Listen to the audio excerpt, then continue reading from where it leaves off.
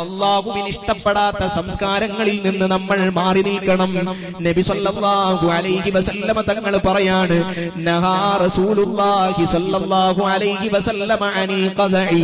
മുടി തല ഒരു ഭാഗത്ത് വരണ്ടിയിട്ട് മറ്റുള്ള ഭാഗത്ത് മുടി അങ്ങനെ തന്നെ നിലനിർത്തുന്ന ചെറുപ്പക്കാരെ നബി സല്ലല്ലാഹു അലൈഹി വസല്ലമ തങ്ങൾ വിലക്കിയിട്ടുണ്ടേ.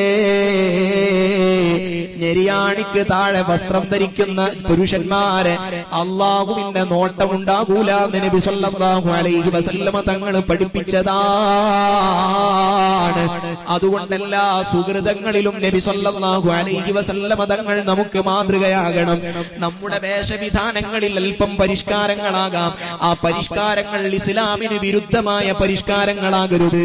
സ്ത്രീകളാകട്ടെ രംഗപ്രവേശനം ചെയ്യുമ്പോഴും അത് റീൽസിലാണെങ്കിലും സ്റ്റാറ്റസിലാണെങ്കിലും നബി സല്ലല്ലാഹു അലൈഹി വസല്ലമ തങ്ങളുടെ വിലക്കുകളെ നമ്മൾ ശരിക്കും മനസ്സിലാക്കണം. ആ വിലക്കുകൾക്കപ്പുറം നമ്മൾ കടക്കാൻ പാടില്ല.